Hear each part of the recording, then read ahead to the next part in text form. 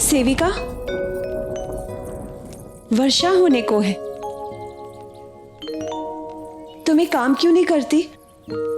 कहीं और जाकर पूजा करने से अच्छा है तुम यहीं इस वट वृक्ष की पूजा कर लो। जी।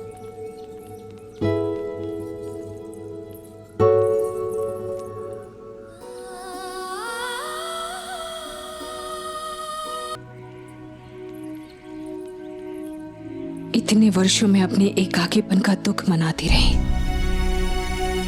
इस सत्य से अनभिज्ञ थी कि मेरे पति यहाँ पर इतनी कठिनाइयों, इतने संकट, इतने शत्रु, इतने षड्यंत्रों का सामना कर रहे हैं। उन्हें तो ये भी ज्ञात नहीं है कि उनका सबसे बड़ा शत्रु उनके समीप है। ऐसे में उनकी सुरक्षा और शत्रुओं पर उनकी विजय की मैं कामना करती हूँ। इतने दिन मैं उनसे दूर थी, पर साहसी थी और धैर्यवान थी, किंतु आज हृदय बहुत व्याकुल हो रहा है। एक अनिश्चितता का आभास हो रहा है जो मुझे दुर्बल कर रहा है, विशेष करके आचार्य चाणक्य के अकस्मात जाने के समाचार से। आज मुझे अपने पति के सानिध्य की इच्छा हो रही है। ऐसा लग रहा है कि अगर उनका आशीर्वाद मिले तो सब कुछ ठीक हो जाएगा, और यदि मुझे आज उनका आशीर्वाद नहीं मिला तो इतने वर्षों की भांति मेरा ये व्रत पूर्ण नहीं होगा। नहीं, आज असंभव को संभव करना होगा। आज मुझे उनका आशीर्वाद प्राप्त करना होगा।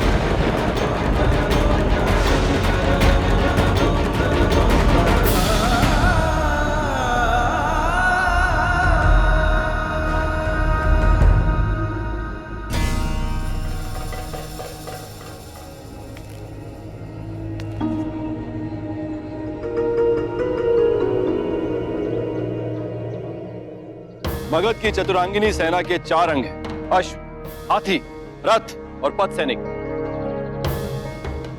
युद्ध की योजना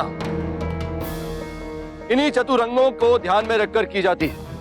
सेना की व्यवस्था कैसे, आक्रमण के लिए कब, कहां और कैसे प्रस्थान करना, कौन कौन से युद्ध स्थल हैं, और प्रत्येक युद्ध स्थल में सेना की विजय के लिए क्या अनुकूल है और क्या नहीं, व्यूह रचनात्मक युद्ध कैसे किया जाए, शत्रुओं की दुर्बलता क्या है, उनके भेद क्या है और उनसे लाभ कैसे उठाया जाए, इन सभी प्रश्नों का उत्तर ढूंढने के लिए आन वृक्ष की विद्या अत्यंत महत्वपूर्ण है। शीघ्र ही सर्वशक्तिशाली सम्राट बनकर अपने शत्रुओं का विनाश कर दूंगा। सम्राट बनकर मैं अपने मंत्री परिषद, सेना नायकों का सुझाव लेकर और भी अच्छे प्रशासन की स्थापना करूंगा। मेरे अनुसार एक अच्छा सेनापति वही हो सकता है जो ये जानता हो कि उसके सम्राट कैसे सोचते, मंत्री परिषद कैसे सोचता है, सैनिक कैसे सोचते, अश्व, हाथी और रथ के प्रयोग में जो भी समस्याएं आती हैं उनका पूर्व अनुमान होना भी उतना ही आवश्यक है जितना कि उनकी उपयोगिता का बोध होना। और यही मुझे सीखना है। और इस बात का भी याद रहे, सेना हमला कहीं से भी कर सकती।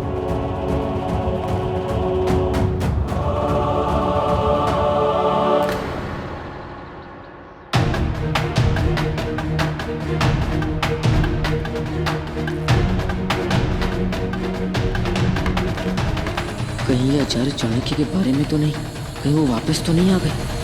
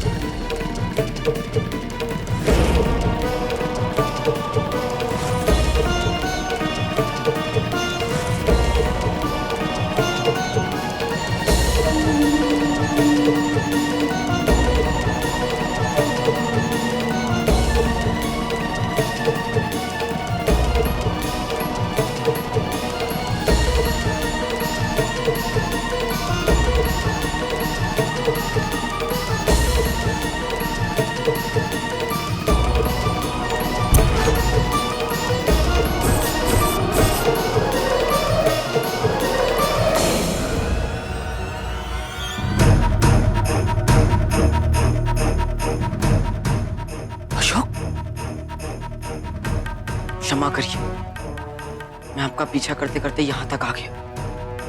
मुझे आभास हुआ कि कुछ ठीक नहीं।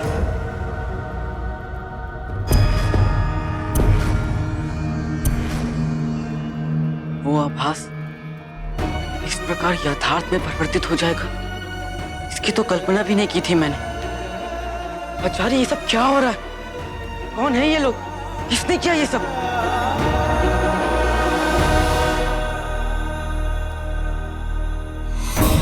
ये आचार्य चाणक्य का गोपनीय कक्ष है अशोक। आचार्य ने यहाँ एक शत्रु को बंदी बनाया था, मगध की सुरक्षा के विषय में पूछताछ करने की। आचार्य के इन विश्वसनीय सैनिकों की हत्या करके वो बंदी भाग गया और आचार्य का भी कुछ पता नहीं चल रहा। और इससे यही प्रतीत होता है कि आचार्य अपनी इच्छा से नहीं गए अशोक। निसंदेह आचार्य चाणक्य को शत्रुओं के विषय में कुछ ऐसा ज्ञात हो गया था कि जिससे उनके शत्रु असुरक्षित हो गए थे। इसीलिए शत्रुओं ने आचार्य को सम्राट बिंदुसार तक पहुंचने नहीं दिया। अर्थात आचार्य चाणक्य संकट में।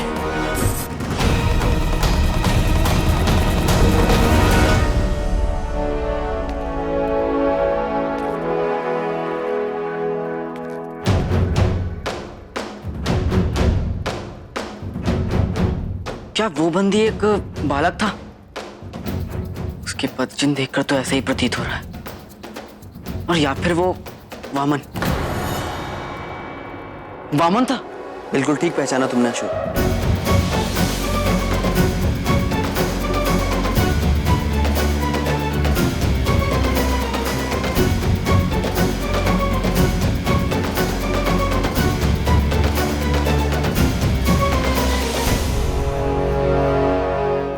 वो भागा नहीं, उसे भगाया गया था। और इसके लिए उसके 3 सहयोगियों ने धावा बोला था। किंतु ये तुम कैसे कह सकते हो?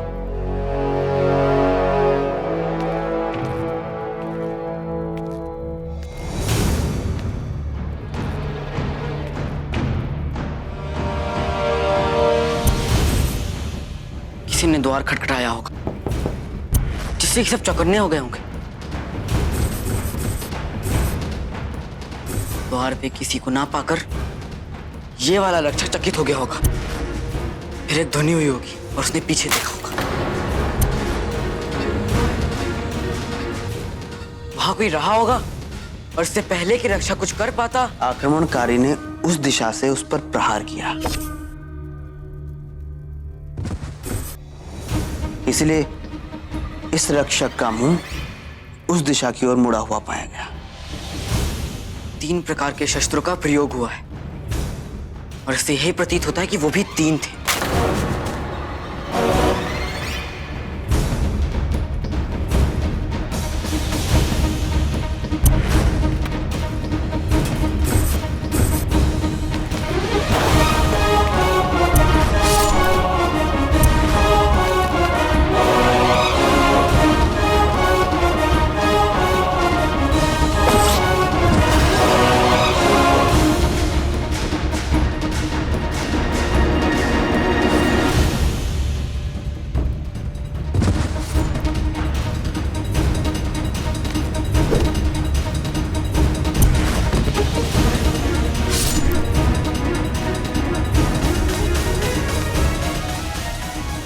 किंतु ने बंदी क्यों बनाया गया था और इसे राजकीय कारागार में ना रखकर आचार्य चाणक्य ने इसे यहां क्यों रखा? क्या किया था इसने? क्या किया था से अधिक महत्वपूर्ण मेरे लिए यह है कि वराहमीर को मुक्त कराने वाले क्या कर सकते हैं। आचार्य, मैं जानना चाहता हूं कि यह सब क्या हो रहा है। मगध के विरुद्ध कोई षड्यंत्र रचा जा रहा है और आचार्य चाणक्य उसकी छानबीन कर रहे थे। और वो वामन उस सत्य तक पहुंचने की एक महत्वपूर्ण कड़ी था। संभव है कि आचार्य को सत्य ज्ञात हो गया था, इसीलिए षड्यंत्रकारियों ने आचार्य चाणक्य को या तो बंदी बना लिया है या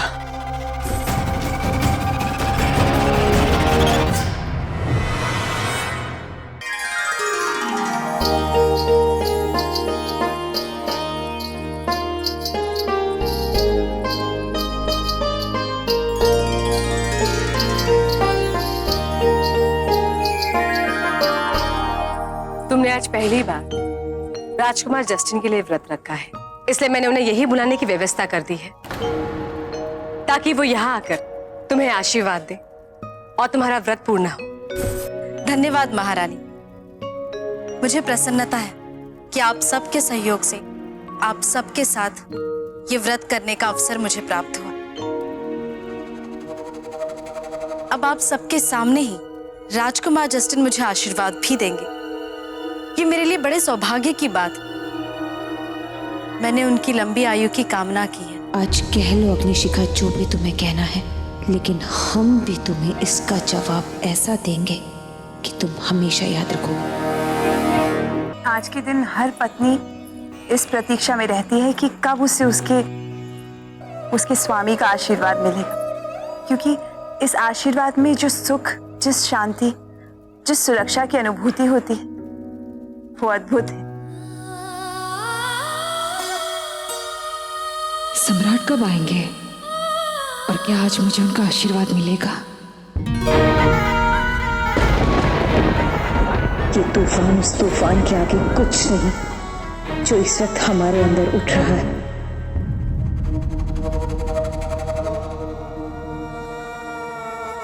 लगता है कि आंधी आने वाली है।